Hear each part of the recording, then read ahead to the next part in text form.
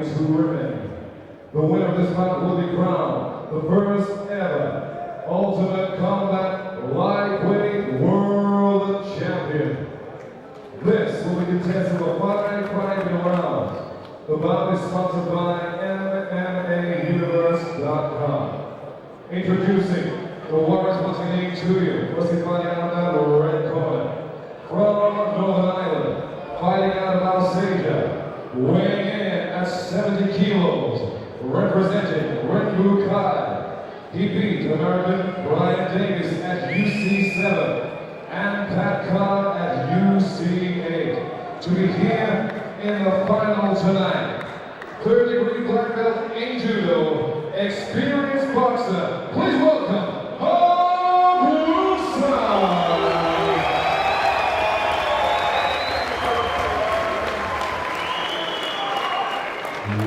And his opponent, who went through the eliminator, preparing to do battle to gain the world crown. Fighting the blue corner from Denmark, weighing in at 69 kilos, representing Submission Fighting Outboard. He beat Danny McLaughlin at UC7 and Ian Buckland at UC8 to reach this final. He is a submissions expert, training partner of Lars Bad Boy Bessel. Please welcome Kim Hovgaard.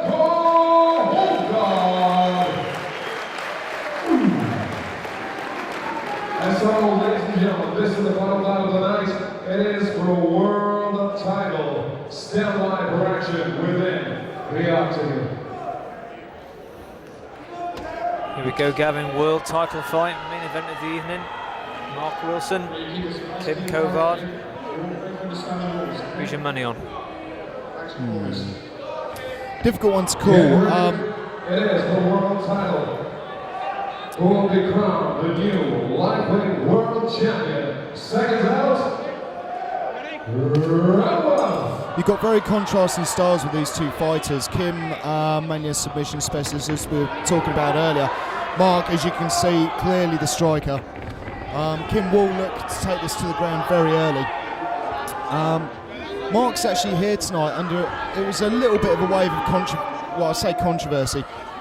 His fight with Pat Carr actually ended because Pat Carr actually injured his arm. It was a bit of a freak scenario. I think he landed on it awkwardly. Pat's still saying, he was saying on the night, I don't know if he still is, that he reckons he could still take Mark out, given the opportunity. Both guys highly skilled though and deserve a shot at this title, don't they? Oh yeah, definitely. I mean, both had good things to say about each other as well. Mark was very open in saying, Kim is the better guy on the ground. I'm going to try and keep it standing up. But at the same point, he's going to try and look for an early knockout if possible. On the other hand, Kim turned around and said, and I'll change it slightly to keep it clean, but he said, Mark's tough as nails. He put it politely. He did actually use another word in there. And again, he was going to try and look to take it to the ground, as we've just seen, which he's managed to do. Yeah, and but Kim's actually expecting the fight to go the distance. He reckons it's going to be very up and down. Sure. And I'll be honest, I think it's going to be very much the same. Both of these guys are tough fellas, Mark is no slouch on the ground either. Definitely not. 3rd-degree black belt in judo. He does do submission wrestling and Brazilian jiu-jitsu training as well. In his spare time, believe it or not, he's actually, I say spare time, he's actually a lecturer at, I believe it's the University of Manchester.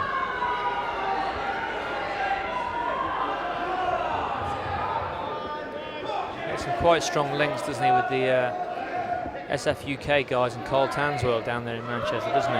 He does indeed. He does very much so. Obviously, he works alongside Carl with Martial Arts Illustrated. He has his own column in that as well. I'm saying by the look of it, because just judging on previous times I've seen Mark fight, he actually looks in probably the best condition I think I've ever seen him in. His conditioning is, and the guy's shredded. He's definitely been working on something. Sure. A world title fight will have that effect on you, I think. Yeah. But at the same point, you look at Kim Hovgaard. He trains with favourite here. in Lars Besand. Unfortunately, he was scheduled to fight tonight, but couldn't actually make it due to some complications with a previous fight that he had about 3 weeks ago. But Kim training under Lars, you know, he's going to be good. yeah, to put it bluntly. Right. Nobody really dominating the action so far. Kim managing to stay on top, but Mark managing to nullify and neutralise all the attempts that Kim's trying. Yeah, I mean, Kim's very much submission specialist, but he does like to ground and pound, and people of those who have seen his previous fights will notice that he does this a lot. He'll stack the guy up against the fence, try and pin them there, which Wilson has done. Oh, he scrambled immensely well there to get back to his feet. But that is what Hovgaard will be looking to do, try and stack him against the fence if possible.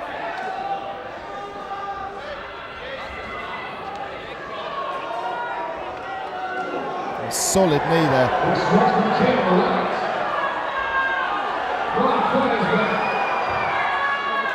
Mark looked a little shaken there, but he seems to have managed to weather the storm. Oh, jumps straight into guards, yeah. Trying to bring those legs up high around Mark's shoulders now. Got to be careful with the triangle, or possibly even an armbar. I was going to say, Mark's got to be careful here. I mean, just trying to slam Kim into the canvas. I can't see Hovgaard doing something like Alex Owen, but Mark Wilson recently fought Alex Owen in the amateurs, and Alex Owen actually beat him with a flying armbar. You know, I'm sure Mark has obviously since worked on his submissions to make sure he doesn't get caught out like that again. He's got Kim pushed right up against the red gate door. And Kim landing some good strikes from the bottom, and he's defending well as well. You know, he's holding Wilson off enough, not causing him. You know, it's not causing him too much trouble.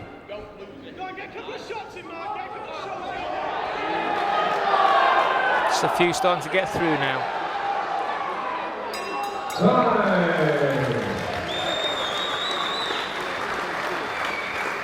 Getting a good feeling out round for both guys.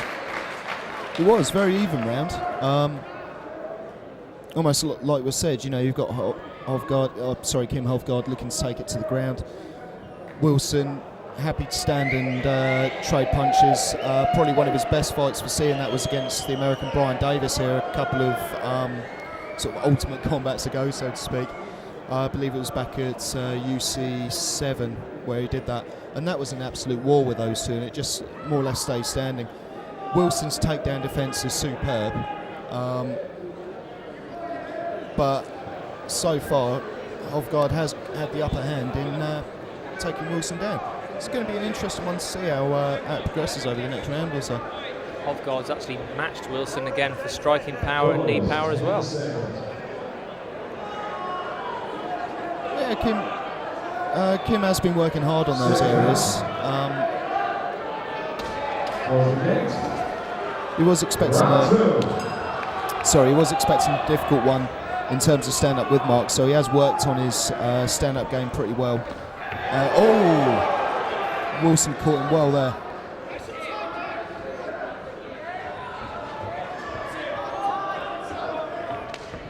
Now, talking strictly from a sort of Thai boxing point of view, is that something that a lot of fighters try to do?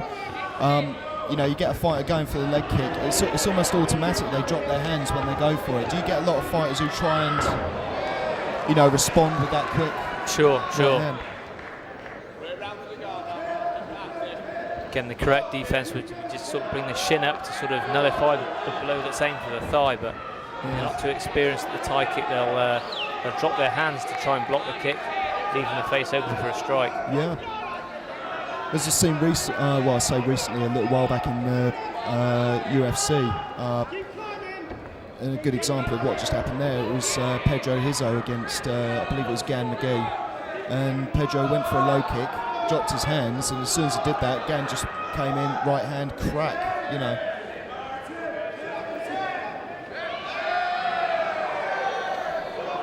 Oh, it's so lovely. We've got Kim Hovgaard now on the top. Yeah. Complete opposite to round one. With Mark on the bottom. I mean, no disrespect to Mark, but I think he's going to struggle to catch Hovgaard out with a submission. You know, I mean, Kim's the Danish submission wrestling champion. It's no slouch. I mean, he really does know his submissions extremely well. If anything, I think Wilson's either going to look to get this standing or get in a dominant position on the ground where he can start throwing some bombs.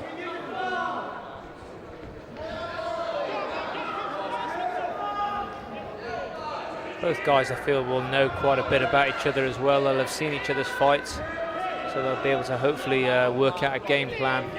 Yeah. I think both fighters have actually fought at the last 3 Ultimate Combats in a row now, so they have seen plenty of each other. I'm sure they've been keeping an eye on each other as well. You know, these world title eliminators, as they grind down, you're going to be keeping an eye on your opponents. I mean, like Pierre probably was just a little while ago. You know, he's going to be fighting Damian Riccio now, and you know, has his eyes fixed on that fight. Sure. So it's Hovgaard on the top, trying to find a good dominant position.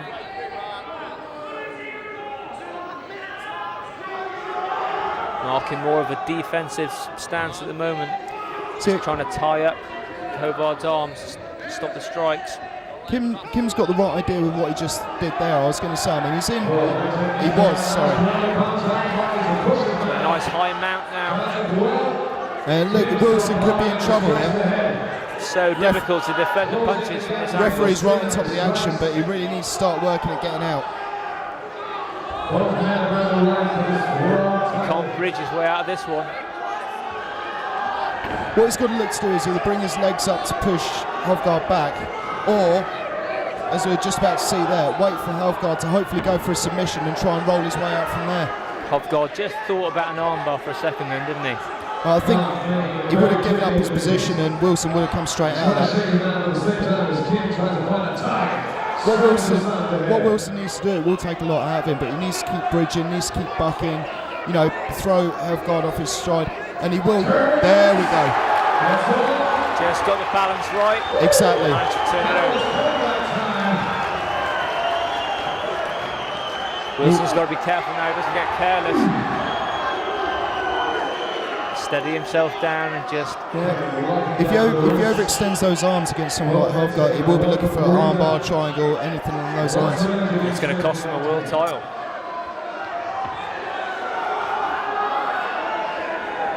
Not just a win at stake on this one. World title belt at stake. Yeah, I think there's a lot at stake for both fighters. You know, Mark over the last sort of year or so really has started to prove himself in this division, you know, as you know, one of the top fighters in the country, and I think winning here tonight would definitely solidify that. Same could be said for Kim. It's going to open some big doors for either of these fighters. Oh yeah. Lovely punch from Mark Wilson there, right in the bottom of Kim Hovgaard.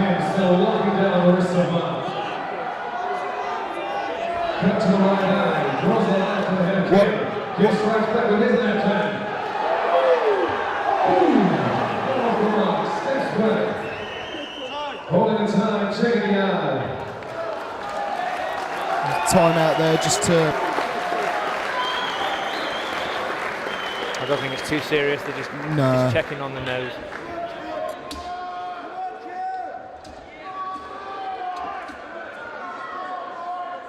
Only 1 minute.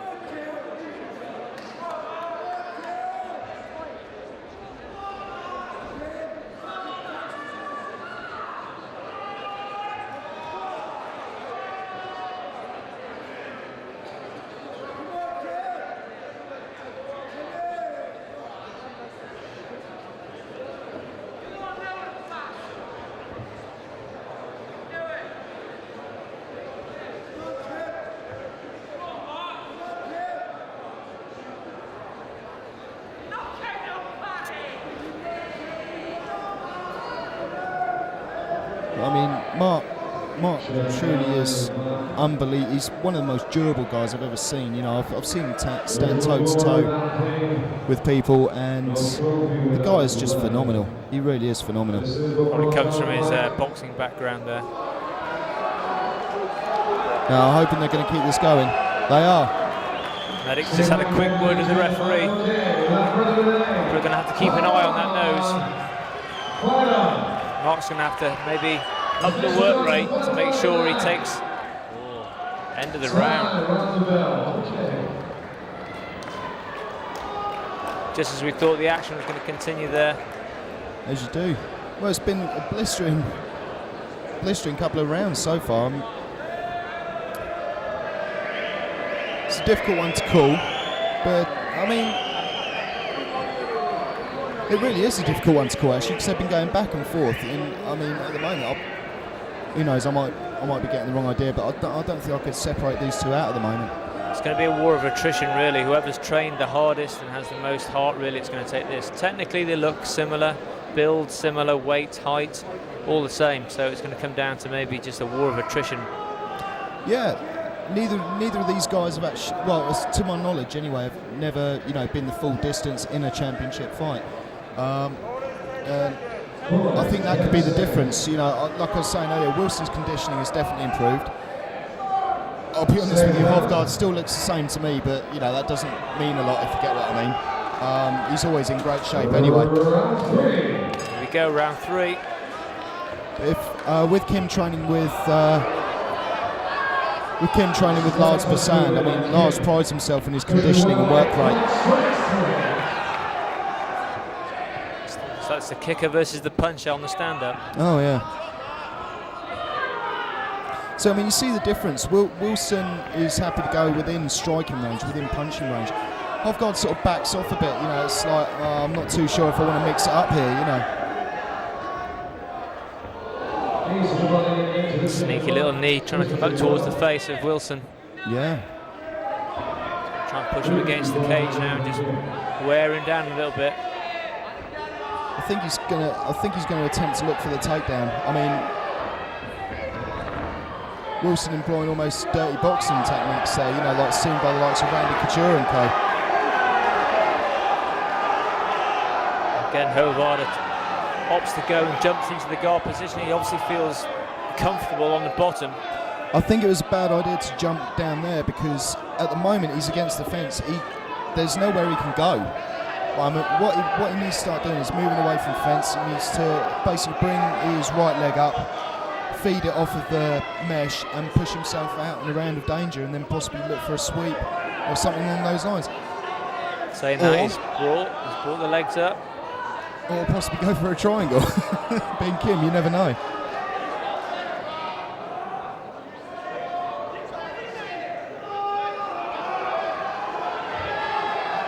The referee may stand him from this point if there's a sort of nothing much going on.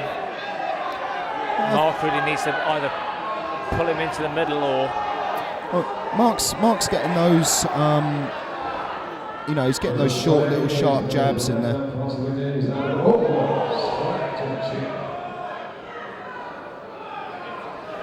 She's really, I don't actually know what happened there.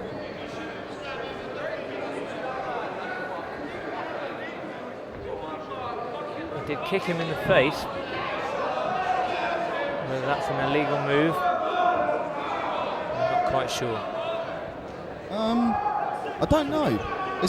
I'm being honest here. I know obviously it is if you've got a grounded opponent and you kick him, to the legs is fine, but if you kick him to the head, that's it. Bang, gone and dusted. But when you're both on the ground, I don't know. But Wilson's doing a good job of just trying to wear Kim down here. He's using those short forearms, those short little jabs. They won't do much damage immediately anyway, But in the judge's eye, it may look as if Mark is the more dominant attacker, maybe. Yeah. And he may just ebb this round. Well, I mean, those short little jabs, they'll just frustrate Hovgaard. They'll wear him down. Excuse me. It's a tactic you often see, top flight fighters such as Tito Ortiz and those guys. They tend to use this, and Matt Hughes as well. They tend to use this type of game plan, and it does. It works. It wears the opponent down. They could have trained for 5 rounds, but when you've got someone beaten down on you and you're desperately trying to get out of it, you're expending a lot of energy.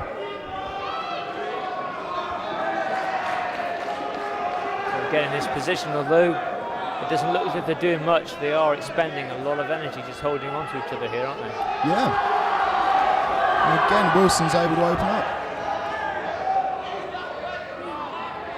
And I think what Kim's going to look to do is he's got his feet on Wilson's hips. You know, I think he's going to try and look to literally kick him away and then either get back up or do that, get away from the fence.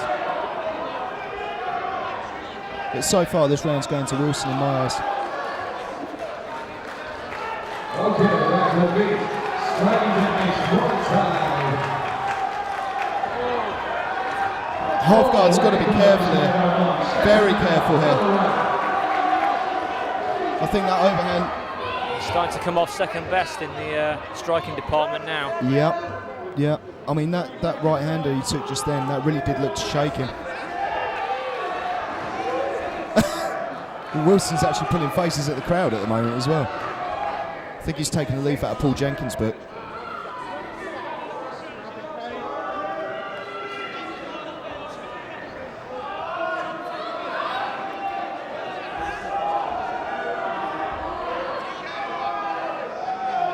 And Kim being very productive with those knees, you know, landing a solid amount of them.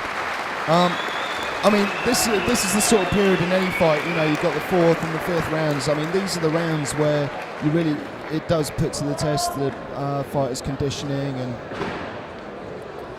you know, just, overall skill level. You know, if you've got a tired fighter who, you know, whose skill level's on a higher plane than the guy he's up against, but that person's got the better cardio and better conditioning, that can make it just as tough to call as having two evenly matched fighters who both gassed by the end of the second round. That's right.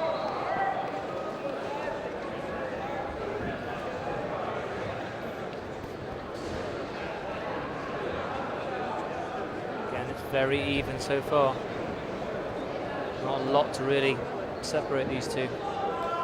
I would give that last round to Wilson, but the two before that I would actually have to give them evens, you know, 9s or 10s or, you know, however they do actually score here. So on the unofficial scorecard, we maybe got Mark Wilson maybe 1 point ahead. I would have said that's a fair comment. Every round counts for the world title. Round 4. Respect.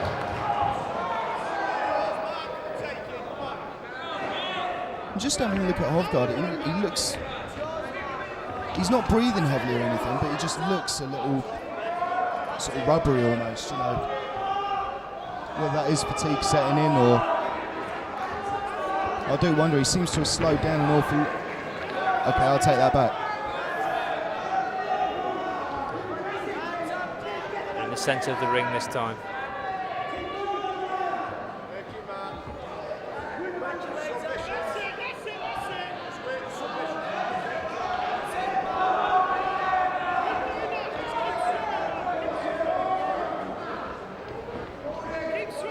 Now those knees, they do hurt. It's going right straight into the coccyx. What does surprise me is that Kim normally, when he's in someone's guard, he does actively straight away start looking to pass it. Not really seeing much of that with him against Wilson, whether that be because Wilson has got a good solid closed guard, or Kim is feeling a bit of the fatigue setting in. Possibly. Just trying to stand him and stack him and try to ground and pound him again.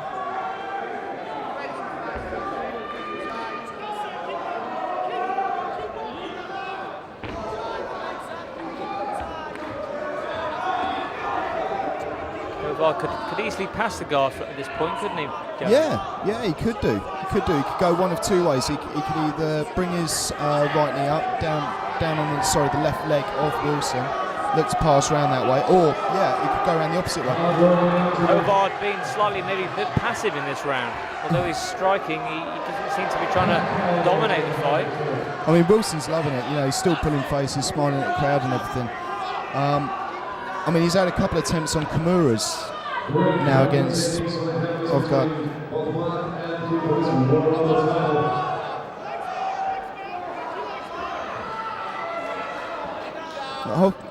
For me, Hovgaard's got to look to get past Wilson's guard. He's got to do that and then either try working his submissions or start pounding away, start using the knees, the elbows. possibly tie an arm up, you know, using his leg, and then just carry on that way.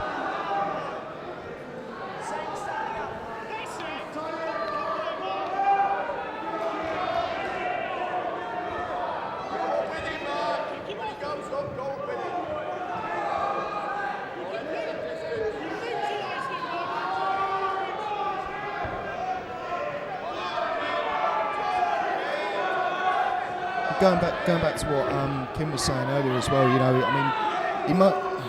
I'll take back what I said about the conditioning. I mean, Kim obviously has been, you know, working. Well, you'd expect him to anyway. You know, a guy like him. But you know, he even said in the interview he was expecting the fight to go the distance. But both fighters' conditioning, you know, I mean, is really good. They're both still pretty active. I think Kim's starting to waver a little bit, but not to the extent where Wilson can capitalise on anything. That's right. Again, a very, very even round. Nobody really getting the upper hand.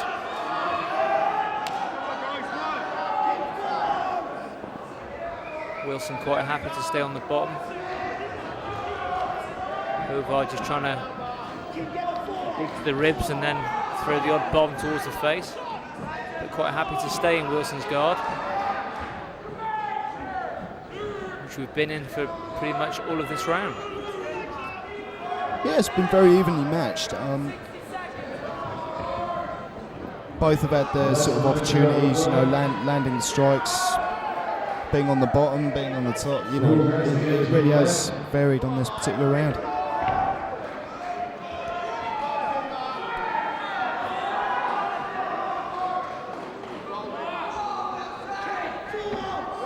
Now you can see Kim, he's trying to pull back there to get the chance to unload a couple of shots onto Wilson. But Wilson is tying him up really well on the bottom there. Less than 30 seconds to go this fourth round. Just all depends on how the judges score it. Yeah. Whether they go for Wilson defensive or Hovgaard attacking. Well, Wilson, I don't know, it's a difficult one. I mean, Wilson has been working well on the defensive side. You know, I mean, he's been throwing strikes, as you can see now. He's been throwing those strikes from the bottom. But it's going to go all the way to the fifth round. on the reverse side, you know, Kim's been very active in that round. You know, he kept doing the little shots, and like we said before, you know, it's just things like that that will stand out in the judges' eyes. I will admit, I have to give that round to Kim. We held at Blaze Arena in Kidderminster, which is just south of Birmingham. So that puts them about even, really. Do what, sorry? First two rounds even. Round three, possibly Wilson. Yeah. Fourth round, ebbing towards Kim. Yeah. It's all to play for in the fifth. Yeah. Yeah. And also don't forget, It'd be nice to see some good action here on this fifth round. I think there will be, you know, but if it does go the distance, I think their corners will actually be saying to him, look, we are pretty even. Yeah, it's too close to call and you've got to go for it. Go out there and give it some, you know, to be honest. And this is what concerns me.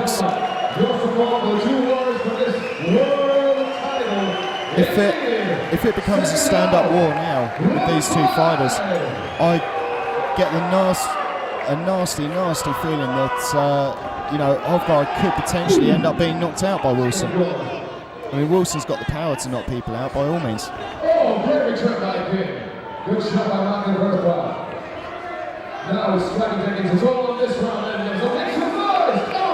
But Wilson's definitely had the upper hand on the stand-up tonight, without a doubt. Good takedown by Hovgaard. So again, Kim looking to take it to the ground. You know, this is where you have the contrasts. Wilson is very much the stand-up player, despite the fact he's a very good judo specialist as well.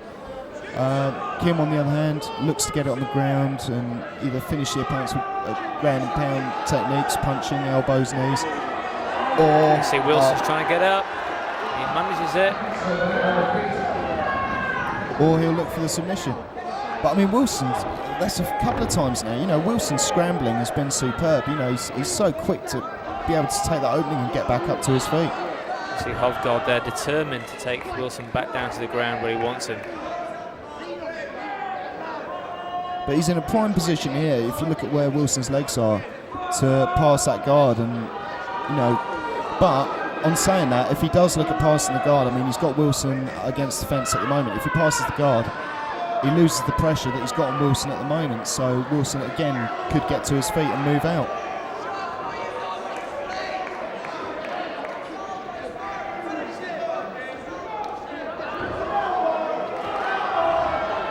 And Wilson again looking to try and get up, but this time he's going again. He knows he's in a no-win situation in the position he's in at the moment. At the moment, yeah, I mean, Hovgaard as well, getting all the instruction he needs.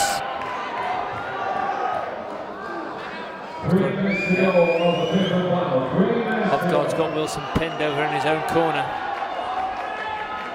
Yes, I mean, this is going to be tough for Wilson. He really does need to try and scramble, stand up like he is trying to do. Either needs to do that or try and get some sort of sweep, you know, reverse the scenario. But Wilson, now in my eyes, he really does need to get this fight back on its feet if he, you know, wants to really stand the chance of getting a win here.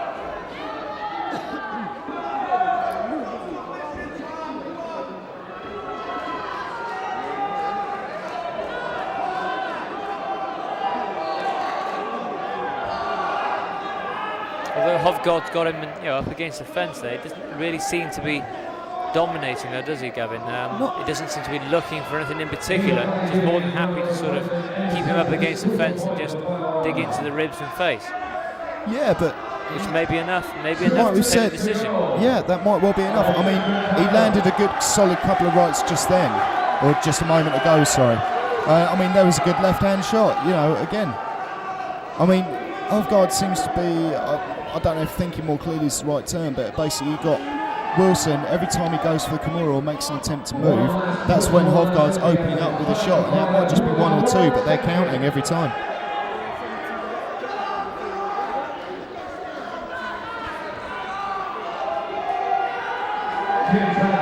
Right there. That's another example.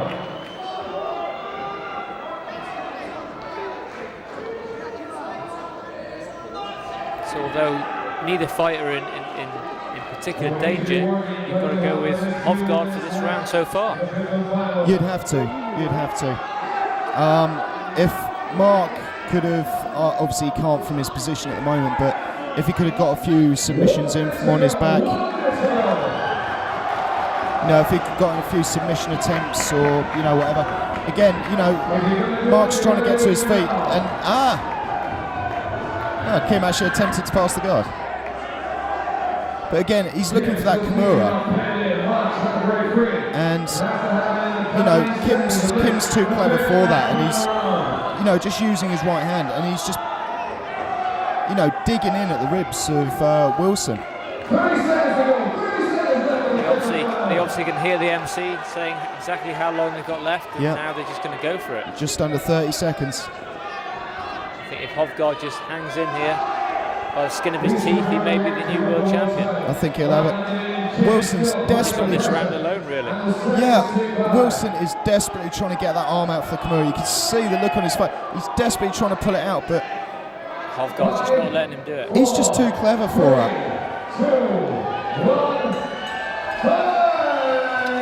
Hovgaard's corner are already celebrating.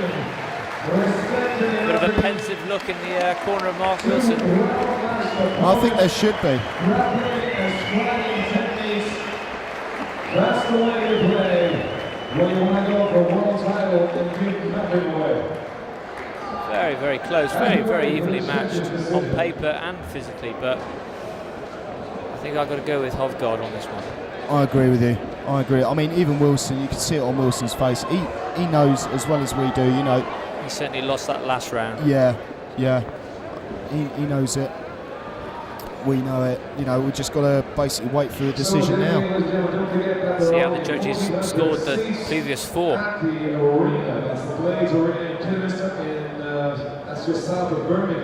Promoter Dale Adams is already in the ring with the championship belt.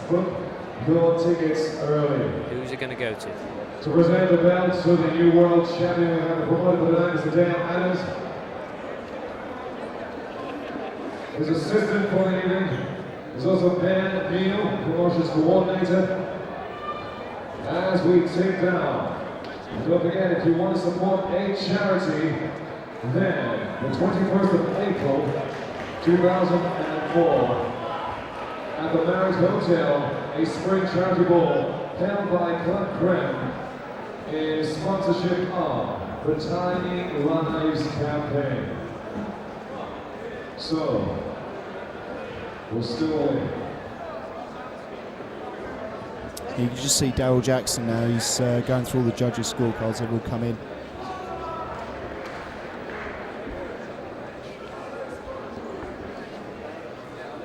Looks like a bit of a tender hooks moment, either that or perhaps he's just double and triple checking it. Maybe it really was that close, you know.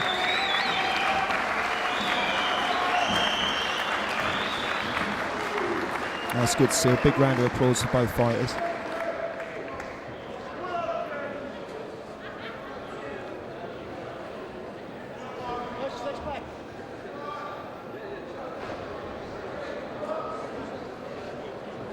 Who's going to challenge one of these two guys next, do you think? Do you think Pat Carr will sort of re-emerge from the flames, if you like, to take on Pat the winner? Yeah, I would have said so. You know, Pat's always a crowd favourite. A big round of applause, please. The two warriors went all the way to 5 rounds. And here we go to Phil Walker for the final decision of the night. Here's it, a big boom, respect going out to two warriors. Ladies and gentlemen, after 5 rounds, it is a majority decision. Judge A scoring at 48. Judge B scoring at 49. Judge C scoring at 49. A majority decision in favor of the blue corner, Kim Hovgaard is the new lightweight world champion. As we predicted. Deservedly so, deservedly so. I mean, you know, both of these fighters really have given it their all here. But no complaints from Mark Wilson there. No. I mean, Mark, one of the good. A worthy opponent. His opponent, Mark Wilson. He'll be back. Oh yeah, without a doubt. One of the good things I was going to say about not just Mark Wilson, but these guys in general, you know, in the championship fights, if they have been, and if they feel they've been beaten, they'll stand up. They'll go, hey, okay, fair enough. You know, I mean, you get. Sunday, 13th of June, Blades Arena. You get certain other sports where it is a bit dubious, you know, the losing contender will always be like, oh, well, I don't quite agree with that. You don't get that here, and that's one of the great things about it. Combat Sports, we'd like to thank you all for attending. Ladies and gentlemen, I'd like to thank all the officials.